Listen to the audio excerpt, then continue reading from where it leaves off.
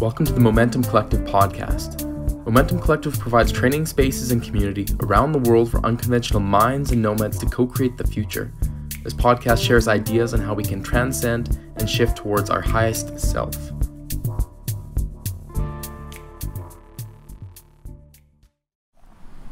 John Early here with the Momentom Collective podcast, joined by Hannah Mermaid, who's been with us the last 2 weeks as one of our guest teachers here at the Momentom Indonesia residency at Whales and Waves in Sumbawa.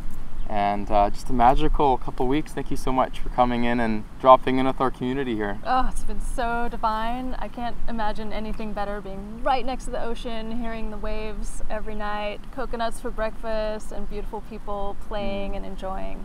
Just pristine energy that you guys are creating here. Thank you so much. And yeah, it's been mermaid everything lately. We just got out of a mermaid acro class. Right. I don't know if that's been done before. I took over. Yeah, a mermaid is taking over. And you're a professional mermaid, which is quite incredible. It's yeah, I kind of created a new vocation in a way. Yes. Because I started out love of mermaids my entire life. It was just, as soon as I could draw pictures, my stick figures had tails. Right. I don't know where it came from, but I was that kid that was always at the bottom of the pool playing with, finding pennies, or how long can I hold my breath, or having my own tea parties. Yeah. It was just my see terima coconuts. Kasih. Look at that. Terima kasih. Yeah. Mm-hmm. Cheers. Cheers. To being divine. Mm-hmm. So it was always in your head, this being with the ocean and being a mermaid. I didn't grow up near the ocean. We took journeys to it. Didn't really have a pool either, but when I was 7, I saw the film Splash with Hannah and lost my little brain and had pictures everywhere and thought, this is so beautiful. She made it real. Mm-hmm. And I thought I could do it as a real life 3D experience. So I made my first tail, which was pretty awful and did more to drown me than to help me swim through the water. But it was a great learning experience, and it wasn't until like 20-something years later that I finally made my first adult tail. Mm-hmm. And at that time, there was no one around that made tails for sale.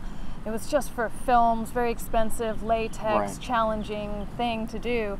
And so I made it from scratch, creating a monofin out of flippers and bolted polyethylene boards, and creating a mermaid tail out of wetsuit neoprene material, hand sewing tiny little scales all over it. And each tail takes about 6 months of work. Wow. So they are a labor of love. Mm-hmm. Yeah.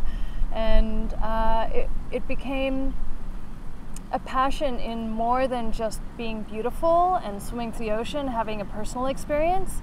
But as I traveled the world and saw all the devastation that was happening to the oceans, I felt a call to kind of be a bridge between land and sea and to make that my job. Yeah. Mermaid with a message. Exactly. We're facing a lot of challenges in our world. We're all aware of climate change and pollution and all of these different, fossil fuels overuse and overfishing. We've eaten 90% of the large fish in the ocean just in the last 50 years. Yeah. We are 70% water. The ocean is 70% of the earth. And if we don't look after our water, there's no more humans. Yeah. So it's the clock's ticking, and if I can be a little part of that to awaken people to the beauty of water, then absolutely, I feel like I've done my job. And that's taken you on a lot of different places, and even part of some pretty epic projects and documentaries as well. Yeah, we did a project for the film The Cove, which was the most awarded documentary of 2010. Got an Oscar, and it was. It was one of the most intense. It's not an easy thing to watch. No, it was like a lot of people say to me, I've heard of that film and I know what you did, but I can't watch it. Yeah. And I say to them, I know it's really difficult, but educate yourself, because there's a message beyond just the pain and the suffering of seeing a dolphin die. Yeah. There's so many multifaceted layers of challenges within this issue between different societies and cultures, and understanding each other, and compassion, and finding solutions to people's work and their livelihood, and really taking responsibility for our treatment of animals across the board, not just focusing on one. Right. So for me, I was vegetarian since birth, but became vegan because of the dairy industry is also horrible. So going and seeing firsthand an animal like a dolphin that's so sentient and so aware and seems to have so much connection and compassion with us, Right. being slaughtered in front of my face and literally swimming through blood and not being able to do anything other than bear witness Right. and showcase it for a film was the most heartbreaking thing I think I've ever done. Yeah. But it did help bring that message to the world, and so I really hope that people do watch it and take that message in and share it with other people that may not be as informed. Yeah. Wow. Yeah, that's a big one, and I think we'll jump into a few more of those types of conversations. But let's get. I'm curious to hear a bit more of how you grew up and how this came up. Even you said you grew up being a vegetarian. Was that through your parents, or was that through? When I was 1 year old, my mom, who was this beautiful Australian girl from a farmland, Catholic, pretty straight line, she broke out, she traveled the world, she did the hash train through Afghanistan, she had amazing adventures. Then she met my dad, who was an English rock star at the time, and they had me, and 1 year later she had this amazing spiritual awakening through a meditation teacher, Baba Muktananda from India. And she literally went vegetarian overnight. Wow. Without even thinking about it. Yeah. This is someone that came from a meat farm. And she woke up doing yoga postures and breathing and just having very expanded states of awareness. Wow. And so I was very, very fortunate to have been practically born into that frequency and that energy. And so I never had to make that choice for myself. I also never chose to try meat because for me it's not even a source of food. It's the animals are my friends and they're sentient beings, and I have full respect for their right to life. And so I was very lucky in that we got to go to meditation ashrams in India. I learned yoga, meditation, breath work, conscious living, community living from a very, very early age. Yeah. So it really set me up for all the things that I wanted to do in later life without realizing how important these skills were. Yeah, that's amazing. That's quite the to have that kind of awakening for your mother right off. People dream of having these kind of like things to like wake up like after and being able to reach these deep states. I'm always really impressed by people that have sought that out and found it through their own challenging circumstance and come to it. I have full respect and gratitude that I was ushered into it in such an easy way. And then also your dad was big into music. I mean, my dad. That other side of things. Yeah, my dad was an amazing rock star from the 70s. He co-wrote the song "All Right Now, Baby, It's All Right Now." That's a great song. Yeah, he was on the bass, He was the bass player and co-writer of the songs. So he had a wild journey. The man was such a survivor and so focused on his music, so dedicated, and I credit him with a lot of the focus that I've been able to employ and taking an artistic piece and then figuring out how to market it and bring it out to the world, because he was a master, a genius at that. Yeah. And he survived cancer and AIDS and having 2 kids before realizing he was gay. So the man had some serious lessons to share. Wow. Yeah. And we became kind of disengaged for all of my teen years, but came back together when I was around 22 and built the most beautiful friendship. And he's passed now, I hope, Papa. But yeah, he was huge inspiration to me. Yeah. That is quite the parents to come into. Yeah. And I guess it sounds just about like the proper lineage to then turn into a mermaid from that kind of combination. From a rock star papa and a past life regressionist, healer, mermaid, mama, yoga teacher. Yeah. Was he around long enough to see you turn into this person in this profession that you've had now? My papa and I only hung out for the first 7 years of my life, and then we reconnected in my 20s, and so he was part of this evolution of seeing me take my kind of modeling, photography, art, and coalesce it all into the mermaid experience. And he was actually instrumental in helping to support me do some of the most challenging underwater shoots. He financed getting us on a boat to swim with tiger sharks, and he was actually helping me to create a film called Tears of a Mermaid that showcases all of the different behind-the-scenes adventures that I've been having. Yeah. Well, that's just another big part of it. You've done some amazing shoots, and a lot of it seems to be self-financed, and that's a difficult thing to find. Financing for these types of these types of things. When was the moment when you were like, when did you realize I can turn this into a profession, both being a conservationist and an advocate, but also just doing some different things? Because to supplement that, you've got to do a bit of other persona stuff of like, you know, being able to try and keep it sustainable, right? When I first started, I got into it because I was asked to go for an underwater casting for a job. They just needed a girl that could swim underwater nicely. And I got the job against all of these other much more, you know, beautiful, tall, young, all these gorgeous models, because I just had this natural ability, and I didn't realize that I had it until that moment. And it was, seeing the photos was like seeing the art that I've been trying to draw my entire life come to life. And I realized that I am my own art. And at that point I thought, hey, I made a tale when I was 9, I want to make an adult tale. And it was truly just coming from a place of, I just need to make this art happen. But once I created the tale, the first thing I did with it was to do a video with a friend who was trying to rehabilitate a water catchment. So immediately it had this a way to help the environment and the water, and that really turned me on. I'd already done things like dress up as a fairy and stand in front of bulldozers in the old growth forest, so I was already using costume and character creation as a way to stop destruction. Art with a message. Exactly. And so it was a natural progression.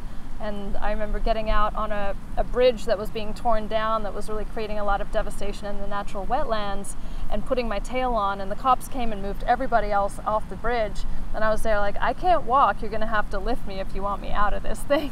And it got the front cover of the newspaper, and I was like, I see how this can work now, holding a sign saying save the water. So from there I just continued expanding into, you know, ocean conservation, protesting against whaling and dolphin kills, and traveling around the world to international whaling conventions, and aligning with groups like Sea Shepherd and Surfers for Cetaceans, doing visual petitions, and really using that persona for conservation. And you also seem with some breathing techniques and pranayama that you're able to hold your breath underwater a little bit longer than most people, because that's some of these shoots that you do, they can't be easy to be in freezing cold water, holding your breath, trying to find these conditions, be with these wild animals that you'd have no idea how they're going to react. Yeah, it's definitely been a big challenge, and I'm so grateful that I did grow up with that pranayama breathing, and my mother was deep into yoga practice, and so I had a natural head start, but I do breathing practice every day that really utilizes breathing into the lower belly, upper chest, and creating a wave-like structure and expanding those lungs, and using yoga to work with the body and keep fluid. But yeah, some of those shoots are so challenging. I remember doing a manta ray shoot, and I was locked to the bottom of the ocean at midnight in freezing cold water with 50 pounds of weight wrapped around my leg, with a current pushing me back and forth onto these really sharp rocks, with a dress that kept floating up over my head. Can't see very well because it's dark and I've got no goggles on, and just occasionally taking breaths of air. Do you have contacts in at this point? Do you have some sort of water? No, there's no contacts. I have used special contacts once for the tiger shark shoot that were very challenging to use, extremely expensive, and tended to float away. Watch, what was it, $400 slowly float away? $400 per, there it goes again. So yeah, generally I'm half blind, and I'm just working with the way shapes move underwater, and I'm tapping in more to the energetic frequency of the animals, and just reading from their movement how they're feeling, and trying to work in with them.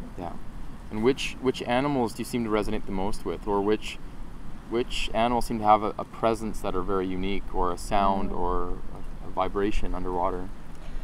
It's a whole different world underwater. Under the sea.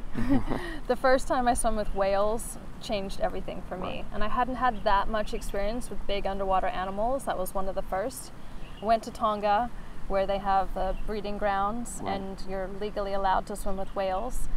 And I remember looking down into the endless blue and seeing these sparkling rays of light going down into infinity. And I could hear the whales in the distance, just like, ooh, ooh, and then slowly seeing them come up and up and up, and then them getting so big and realizing I was the size of an ant. I was insignificant. And then thinking fear came in, and like they're not going to see me, I'm in danger, and I'm insignificant. And realizing when it came up and it just moved to the side, and its huge eyeball, the size of a head, looking at me with complete consciousness and awareness of its body size and how every move that it made impacted me, and it was just so gentle and so careful. And I realized that a whale can choose wherever it wants to be in the ocean. One flap of its tail and it's gone. Yeah. So the fact that it chooses to come up and spend time with us is phenomenal. Yeah. And then this adult and baby were singing to each other, and so the mother's sound was like this big rumbling speaker stack that moved all the bones in my body and felt like it was rearranging my DNA. Wow. And the baby's squeal was like a trumpet, just like whee, just joyful and amazing and activating. Right. And I got out of the water and I just cried. I didn't know what was happening to me, but I felt like I'd been downloaded with a lot of information and a mission. Yeah. And I knew that I would put my life on the line for these animals. Yeah. And so from that moment on, I was like fully dedicated to working with the ocean and the animals. Yeah. And since then, I've had the opportunity to swim with manta rays, sharks, turtles, seals, so many different gorgeous animals, and each one has its own distinct, beautiful personality. Yeah. What are been some of the more challenging ones? Or I guess, that tiger shoot, shark. Tiger sharks, I was so terrified to get up that close and personal with a 17 As you should be terrified. Yeah, I mean, we've all seen Jaws. We generally have this, sharks are big, bloodthirsty, man-eating, jaws, and that's what we've been instilled with, even though, we kind of know a little bit to the contrary now, that they're not just out there to eat us, but they're still a terrifying animal. They're apex predators. Mm-hmm. But what I found was so enthralling to me, because the tiger shark, out of all these gorgeous animals that I've swum with in the ocean, manta rays and dolphins and whales, the tiger sharks were the only ones that actually came up to me for physical contact. They enjoyed it. They nudged up against and put their nose in front to have a tickle, and allowed me to run my fingers underneath their belly, and I could feel all of their hard muscle rippling under my fingertips. Wow. And they don't flinch away. They like it. And you're underwater with one breath, not freaking out that this thing could change its mind at any time? You have an incredible amount of flow state awareness. Yeah. All thoughts disappear. Yeah.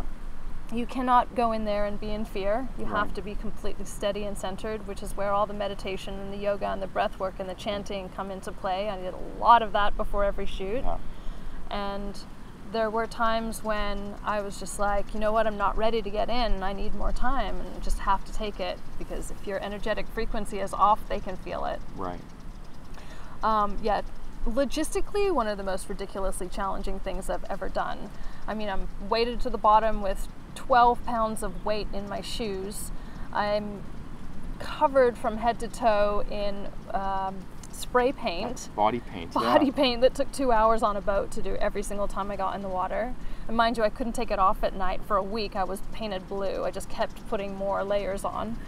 And then I have these contacts in my eyes, which are very uncomfortable and have a little convex thing over the pupil that allows you to see in front of you underwater.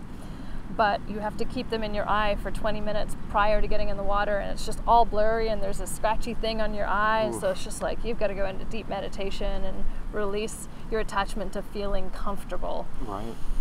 And then we actually had about 10 people underwater. There were safety divers, and there were shark wranglers, and there was filmers, and there was ABC News crew. So it was a lot of pressure. Yeah. And honestly, if I hadn't had meditation and mantra and breath work, there's no way I could have handled that amount of pressure to do what I did.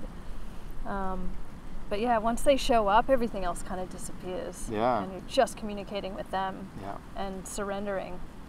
And I think that was the one that really blew up as well, right? As soon as that came out, millions of views, went on headlines around the world. 50 million views online and on TV networks in the first 24 hours. Wow. And I had just hundreds of letters coming in saying, I've always been terrified of sharks, but after I saw what you did, Yeah. that's really changed my perspective, and I'm going to sign the petition to try and help end the shark culling policy, which we in actually, Australia because of a yeah. couple surfers getting attacked, right? Exactly, yeah. They just started killing sharks all up and down the coast So just because crazy. there have been a couple of attacks. Yeah. You think about it, we've eaten so many of the fish, they're probably starving to death. Right. And most shark attacks are mistaken identity of surfers just flailing around on top, and a Right. shark kind of thinks, oh, it's a dying seal or a turtle or something. Yeah. Takes one bite and then disappears. There's such a fear around sharks, and even with Jaws, that was one of the movies that really kicked it off. And I It's think got a even lot to Steven answer Spielberg for. said, I regret ever making that movie because it's Yes. created such fear around this beautiful animal. So true. Yeah. So I hope we can make more films like what I'm doing and just showcase how gorgeous and interactive these animals are. Yeah. And manta rays are one of my other favorites. They're like truly the ballerinas of the sea, these gorgeous aliens just Yeah. flapping through, and I watch them and I just They're try massive. they're like 15 foot across. They're Yeah. huge. Yeah. And they do these gorgeous spins when they're feeding or they're mating with each other. They just spin around and around. So Yeah. if you place yourself in the right place, you can kind of do this gorgeous ballet move Right. and spin with them. Yeah. I've had these moments of swimming upside down, blowing bubbles onto the stomach of a 15-foot manta ray while it just flaps gently above me. Amazing. And they don't have a stinger. They don't attack. No, There's they're no completely docile, harmless, gorgeous animals. They have no means of defense whatsoever, so we Yeah. really have to look after them. Yeah. And to that end, we created a film called Manta's Last Dance, which was shown at the Convention for International Trade on Endangered Species. And we were able to get the delegates to vote 80% in favor of protecting manta rays and having them on that list of So incredible. endangered animals. Especially for the here in first time. Indonesia, where it's been a Yeah. primary source of for a lot of villages here for them to hunt that and ship them off for Chinese medicine and different things. I mean, it wasn't even a thing until recently because we've killed so many sharks that they started thinking, well, what else can we kill that we Right. can offer for these strange soups that they sell in Asia? Right. And so then manta rays started getting wiped out. But you know, we kill 100 million sharks every year. That's 12,000 every hour. And we get less than 10 humans killed by sharks per year. Yeah. You think about it, and we have this concept that there are these... Who's the predator? Yeah, exactly. Yeah. Yeah, that's just it. Who's the man? Yeah. So in your mind, what are things that people can do at home? I know sometimes people feel so isolated from the fishing industry, from what might be deemed as like government laws or Chinese medicine or these things. What can people do? Yeah, really check the ingredients first of all, the supplements that you're eating. There's a lot of like cartilage, shark cartilage that is added into health powders and things that you wouldn't necessarily think about. Fish oil, just take out eating fish and ocean animals. I mean, go vegan. Honestly, that is the number one thing that we each can personally make that choice to do every single day. Right. That will make a massive positive impact. I think we were talking the other day that each person in the United States is responsible for 200,000 animal deaths per year, if you even it out. Wow. It's outrageous. It's like hundreds a day. And so... No wonder species are going extinct. Yeah. And our carbon footprint is so high to create Exactly. these things. So yeah, just taking out that whole equation and going vegan for your own self, for your health. You know, it's proven now that there are, triathletes and people top of their game, and if you get sick or you get cancer, the first thing they say is cut out meat. Mm-hmm. So there's really no excuse anymore, and there's so many options. Yeah. Yeah. Yeah. How do you merge your spiritual practice with your mermaid practice and with animals? When do you feel like you're most tapped into that flow state? You're discussing when you're down in the water, but also when you're out of water. How do you find that flow and that spirituality on land as well? If I keep tapped into my yoga and breath work every day, then the way that I move through my life feels like swimming. Right. And I try to keep that beyond just my hour-long practice and then I take it into my everyday activities. So when I'm reaching for the vacuum, you know, make it a graceful flow. Yeah. When you're hugging someone, like really embrace them and show up in your like most authentic, gorgeous, expanded self. Yeah. And being a mermaid incorporates so many different things in my life. A lot of it is sitting at home on the computer editing photos or, you know, doing business things. So I have to keep reminding myself that this is just as important as the moment that I'm out in the ocean, because I'm relating with other humans, and that's what's going to make a big difference for these animals. Yeah. So bringing that gracefulness and love into every interaction. Well said. Finding that intention throughout the whole thing, and everything is part of the same process. Yeah. I think that's important, because I think a lot of us, we do spend so much time behind the computer, and sometimes our real passion, or whether it's aerial silks or being in the water or being in nature, it can only a little fraction, but seeing that as a whole, I think is really helpful. Exactly. Yeah. What are some other ways that, or what are some other the common questions that you get when people ask about the whole mermaid profession? How do mermaids have sex? Okay, there we go. Yeah. For some reason, people want to know. I just say like dolphins. Oh, well said. And I actually wasn't. Also squeaky noises. Yes, squeaky noises. I was actually in the middle of a 400-strong dolphin orgy in Hawaii last year. It was pretty awesomely entertaining. Were they asking consent? I didn't partake. Okay. I was just voyeuristically watching. Yeah. Well, I think they're animals that actually enjoy having sex. That's they love it. They're polyamorous. They're all about it. Yeah. They're actually some of them are pretty naughty. You know, like they don't always ask consent of each other. Right. Shall we say? Right. Yeah. They're naughty little. I've been fortunate fish. to be on a lot of catamarans, and it's amazing seeing a pod of dolphins come in. They swim in front of the catamaran or the sailboat. They guide it. It's like they're making this V, and then they kind of swim off. Like they're just so full of play all the time, and they're conscious. They're conscious of like, hey, there's humans there. There's something cool. Let's go play with it. And okay, you guys are too slow, or go off here. So. If I was going to be an animal, it would definitely be a dolphin. Like their lifestyle, they're just playing all the time. They're joyful. They're catching waves and amazing. Yeah, just hanging out. What are some animals on your list for things that you'd like to either film with or see on the protected list? The remaining ones are the uber challenging ones, because I've really done a wide berth of all the large animals in the ocean, been lucky enough to really drop into a lot of it. So before I became a mermaid, I had this really deeply tactile, intense, expanded dream. And I was on the edge of a body of water, and this white whale came up out of the water, and it had lips, and it kissed me on my third eye, and it sort of started sucking on my forehead, and that opened up this incredible, expansive feeling of awakening. Wow. Of just like pure light, expansive, heart opened, like wow. And I woke up in this expanded state, just like and I was like to my partner at the time, I was like, "Oh, white whale with lips just awoke my third eye." I don't know what that was. It was really weird, but it felt so real. Yeah. And he said, "A beluga whale." I said, "What's that?" And so I looked it up online. I'm like, "Oh my God, it's a white whale with lips." I hadn't even really seen one or knew about them. So they're really cold, icy cold water animals. So I have not met one yet. So one day maybe I'll make a full body mermaid costume or get some heated mermaid elements. I don't know. Yeah. But that, you know, they called me in before I was even a mermaid and gave me a really strong download. So amazing. I'd love to meet a beluga. Yeah. And after seeing blackfish, I want to swim with an orca. Yes. Yeah, also cold water animals. So, you know, I'm a bit of a tropical mermaid. So we'll figure it out one way or another. Yeah. Yeah. Well, speaking of mermaid, I feel like there's a little something missing here. Yeah, I'm feeling like kind of only halfway done. Yeah, I feel that let's take a little time out here, and we'll come right back. All right. Much better. Yes. I feel so much more in flow right now. Fin flappingly fantastic. Oh yes, I need to get a bit more of Get this. your fin flap happening. There we go. Perfect. And if someone gets out of line, you can fish slap them. You can give them a fish slap. Yes. So you have how many of these tails?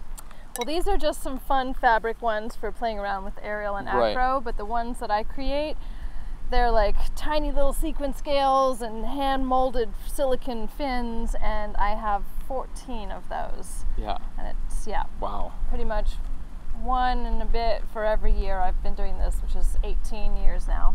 Amazing. Yeah. Where can people find, do you have any of your fins for sale, or are they all custom? I don't make magic? my fins for sale, they just take too long, but hey, if you want to give me a lot of money, maybe I'll do one for you. good purposes. Oh yeah, it all goes back to the ocean. But I create them and I perform in them underwater for the film and television, live events. Yeah. Amazing. I feel so much younger as well already. I just feel a bit more swimmingly. Yeah, it makes you feel really yeah. What are some of your other secrets to staying so young as a mermaid? A lot of core work. Core work. Yeah, all of this, like lifting the tail up. Yep. Obviously your diet, you felt, has been a big part of keeping you 100%, and no smoking, minimal drinking, just dance a lot, really stay happy. Yeah. Good positive vibes, organic. You've always got a smile on your face all the last 2 weeks. It's been great to see. Yep, organic skincare. Yeah. All the good things. Fantastic. And so what would be, besides the ocean things, what would be your superpower besides being a mermaid? Or if you were a super mermaid? My superpower is staying in love through challenge. Well said. And that's definitely needed in this time and in the work that you do, to not take on too much of the negativity of the things that you see and the things that you're a part of. Yeah. Just keep an open channel for pure source love to flow through. And I always just ask myself, what would love do? Yeah. So what are some tools that you use to keep you in that process? Release attachment to the ego and being right, and just keep asking, what would love do? And then of course the yoga, the meditation, the breath work, some like Tai Chi rainbow breath work that I employ that activates each chakra with some deep breathing. Whenever I feel my flow or my alignment starts to get a little bit wobbly, I just bring back the physical and emotional mental practices and just laugh. And just laugh it off. Yeah, humor. They were asking us, what does it mean to be human? What is the human experience? And for me, I said, humor. Yeah. We try to be the highest version of ourselves and connect to the divine in all moments, but we all fail, we all make mistakes. Can't take things too seriously. Just laugh Spirituality at yourself. Or anything else, activism too. Sometimes you gotta just have some fun with it. Yeah. What are some of the challenges that you've found here with Momentom? What are some of the activities that you stepped into that were made you push have some my aha boundaries? Moments? Yeah, I've really not done any aerial and not very much acro before, and so stepping into trying silks for the very first time was just like, whoa, okay. But I felt really good afterwards that I'd pushed myself and I'd actually achieved more than I thought that I would. Right. And so that gave me a lot of confidence to feel like I can try new things again. Because even though the things that I do are really wild and out there, and I'm always like trying new ocean experiences, I found that I've narrowed down my point of focus a little bit to just what I'm really good at. Right. So being here has really expanded me to try new things. Yeah. And step outside my comfort zone a lot. Amazing. And I love that. That's my favorite thing to do. So yeah, thanks for the opportunity. And I mean, obviously community is a really big aspect of the Momentom Artist Residency. What does community mean to you? How do you define community? For me, community is having open lines of communication and compassion for each other, and so we're not just these separate beings that are rotating around each other. At any stage, I've felt everybody's open heart to just really drop in and to be present and to be open and vulnerable. Right. And not trying to always just impress and like showcase this veneer and this version of themselves, but to really go through the processes, because we're all having these emotional connections, these ups and down challenges. Sure. These Even physical, in paradise, there's a lot of challenges. Yeah, absolutely. These physical challenges, these love challenges, and the fact that people are really present to be with each other through that and to reflect each other back in a way that's non-judgmental and hold that space. Yeah. That feels like community to me. Beautiful. Well, we're so thankful to have you part of our community here. Yeah, it feels like home. It does feel like home, and feels like home having you here with us. We'll catch you soon in Guatemala or maybe back in Indonesia, and really excited to continue to co-create with you. I know we're working on a film with you right now, Yep. the Austin Queen, and also Sean here. It's been really exciting to help spread this word, and thank you for all the light that you share. Thank you guys for being so particularly like calling in the water aspect for this, you know, and really giving a platform for the message to come through. Yeah. That's really strong. Absolutely. And your ocean conservation efforts are really appreciated. It's water everywhere. It's not just the ocean. It's, you know, the lakes and the rivers. Yep. Lake Atitlan we'll be going back to next, very heavily polluted, needing some help. And hopefully we'll, with this film and other things that we do to help people see water as sacred, not just this abundant, cheap thing that we can have infinitely. It's such a tough challenge to find it anywhere else in the universe. So we can't take it for granted, right? We could send drones to Mars, and we're like, we found the found remnants a tiny of little molecule. molecule. Like, we live on a 70% water planet. Yeah. Like, why can't we look? Let's not give up on this amazing marble we're on right now. Totally. So amazing. What are some companies or some resources or websites people can check out if they're wanting to help donate or support a project? What can people check out? I've been working with Sean Heinrichs, underwater film guy and ocean conservationist, for about 8 years now, and a group that he helped to start is Blue Sphere Foundation, and I really like what they're doing because it's very much on the ground, going to remote communities, changing their ideas around fishing and ocean conservation and animal interaction, and then inspiring them using art and filming them doing the right thing, and then showcasing it back to them to lift them up to be the heroes of their own community to make those changes. Yeah. So for me, mixing the artivism into the activism, absolutely. is a really strong thing that I like to support. And then you know, larger brands is like Sea Shepherd has got a great place in my heart because they're just badass, and like they really just stand up for it. And they're like, humans, whatever, we're gonna save the animals. And Oceana is just like a really huge, big platform that's a good organization. Okay. Yeah. Excellent.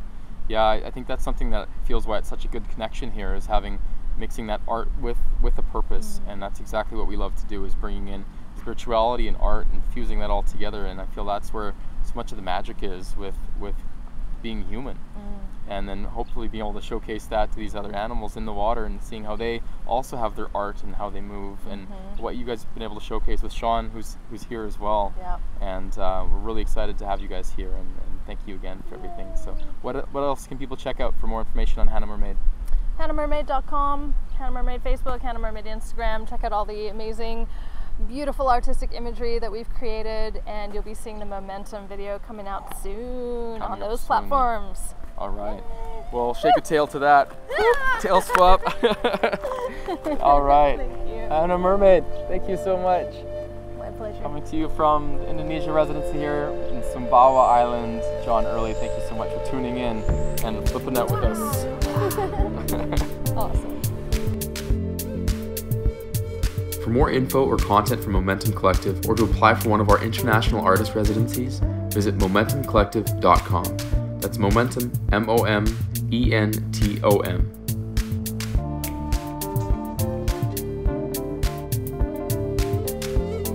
The Momentum Podcast theme you're listening to is the track Beam Me Up by our friend and producer Arterium. For more eclectic soundscapes, find Arterium on SoundCloud.